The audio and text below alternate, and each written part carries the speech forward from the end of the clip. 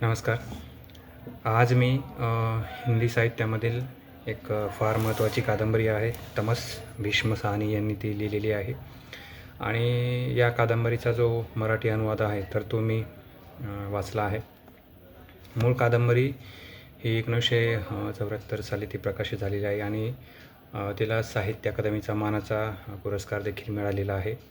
आता या कादंबरीचं जे कथानक आहे तर ते साधारण स्वातंत्र्यापूर्वीचा एक काळ आहे की ज्या काळामध्ये हिंदू आणि मुस्लिम यातील जी दंगल आहे तर त्या भोवती ही कादंबरी फिरते आणि खूप सारे राजकीय आणि सामाजिक जे प्रश्न आहे तर त्या प्रश्नांना हात घालण्याचा लेखकाने प्रयत्न केला आहे. त्यातील प्रामुख्याने कादंबरीची जी सुरुवात जी आहे तर ती अशी होते की नथू नावाचा एक जो व्यक्ती आहे तर त्याला एक काय म्हणूया त्याला एक डुक्कर पकडण्याचं काम देण्यात येतं आणि त्याला जाणीव नसते की पुढं ही एक छोटीशी जी घटना आहे तर त्याचे पुढं इतक्या मोठे परिणाम होणार आहेत. आणि आता इथूनच सुरुवात होते की ही गोष्ट फार ठासून भरलेली आहे आपल्या समाजामध्ये किंवा लोकांच्या मनामध्ये की अमुक जे काम आहे तर हे जे काम आहे तर हे ह्याच जातीच्या लोकांनी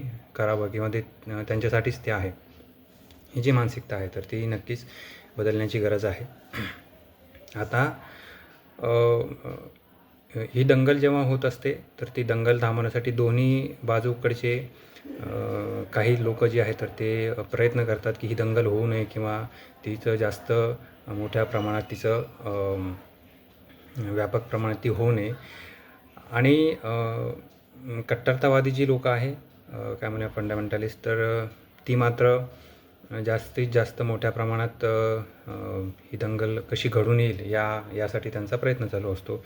आता या सर्व गोष्टीमध्ये एक महत्त्वाची गोष्ट ही आहे की काय होतं की धर्माचा अतिरेकी अभिमान जेव्हा बाळगला जातो तर माझा धर्म श्रेष्ठ इतरांचा कनिष्ठ ही भावना त्याच्या मुळाशी असते आणि त्यामुळे बाकीच्यांना जगण्याचा अधिकारच नाही. तर ही जी एक हा जो एक अहंकार आहे हा फार वाढीस लागतो आणि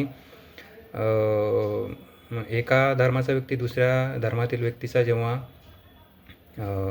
तिरस्कार करतो तर अशा वेळेस वैयक्तिक मला असं वाटतं की तो त्याच्याच धर्मातील जी मानवतेची जी तत्त्वे आहे तर तीच तो विसरत आहे किंवा जाणीवपूर्वक त्यांना तो पायदळी तुडवत आहे. आता सर्वच मानवजात जी आहे तर ती एकाच वंशापासून तिची सुरुवात झालेली आहे. त्यामुळे अमुक वंश श्रेष्ठ आणि अमुक कनिष्ठ किंवा या धर्माचे श्रेष्ठ आणि त्या धर्माचे कनिष्ठ ह्या ज्या गोष्टी आहे खरं तर त्याला काहीच आधार नाही आहे. कादंबरीमध्ये आपल्याला अजून एक महत्त्वाची गोष्ट बघायला मिळते की अशी एक राजकीय संघटना आहे की जी सतत देशसेवा किंवा राष्ट्रभक्ती वगैरे यासारख्या गोष्टी ज्या आहे तर त्या संदर्भात तिचे काय म्हणूया काम असेल किंवा त्या प्रकारचं ॲक्टिव्हिटी चालू असतात. आणि अशा ज्या संघटना आहे तर त्या आजही अस्तित्वात आहे, आजच्या काळात ते अस्तित्वात आहे. अशा ज्या संघटना आहे तर यांचं एकूणच आविर्भाव असा असतो की आम्ही सांगू ती देशभक्ती किंवा देशभक्तीचे जे सर्टिफिकेट्स आहे तर ते वाटण्याचा मक्ता आमच्याकडं आहे, बरोबर आहे. तर ही जी धारणा आहे तर ती नक्कीच देशाला पुढं नेण्यासाठी धोक्याची आहे. या सर्व काय म्हणूया ही अशा संघटनेची जी लोकं आहेत तर मला तर असं कधी वाटतं की जेव्हा ती देशसेवेची गोष्टी करत असतात तर अशा वेळेस एखाद्या वर्षी समजा दुष्काळ पडला नाही किंवा सगळं चांगलं आहे त्या वर्षी तर देशसेवेची संधी हुकली म्हणून या लोकांना वाईटसुद्धा वाटत असेल.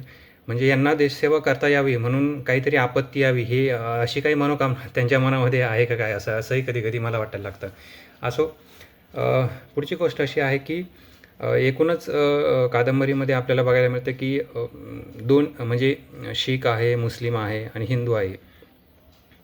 या तीनही धर्मातील ज्या स्त्रिया आहे आणि लहान मुलं आहे तर यांच्यावर ज्या प्रकारचा अन्याय किंवा अत्याचार होतो तर ती फार वेदनादायी गोष्ट आहे. आणि जेव्हा दंगल होते पर्टिक्युलरली स्त्रिया आणि लहान मुलं ही यांच्यावर जास्त प्रमाणात अन्याय होत असतो. इवन आपल्यासोबत काही अनुचित होऊ नये म्हणून काही स्त्रिया जिवंतपणेच एका विहिरीमध्ये स्वतःचा जीव देऊन टाकतात. इथपर्यंत गोष्टी आपण यामध्ये बघितलेल्या आहे. आता एक माझं ऑब्झर्वेशन असं आहे की अ, अ, उद्या किंवा एक एक असा देश आहे की जिथं जिथं एकाच धर्माची लोकं आहेत. तर तिथेसुद्धा परिस्थिती फार चांगली आहे अशातला काही प्रकार नाही आहे. कारण एखादा जो देश आहे तर तो पूर्ण एकाच धर्माचा जेव्हा असेल किंवा बनेल तर समस्या ज्या आहे, सामान्य माणसाच्या ज्या समस्या आहे किंवा त्याचं जे शोषण आहे तर ते थांबणार नाही.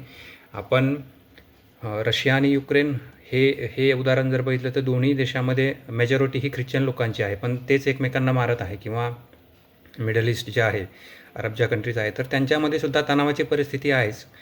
किंवा आपल्या शेजारी जी राष्ट्र आहे तर तिथेसुद्धा बहुसंख्य एकाच धर्माची लोक आहे. परंतु त्यांच्यामध्ये सुद्धा आपल्याला काय म्हणूया की एक हिंसा जी आहे तर ती ठरलेली आहे किंवा ती ती होतच असते. त्यामुळे एक धर्म आणि एक देश हे काही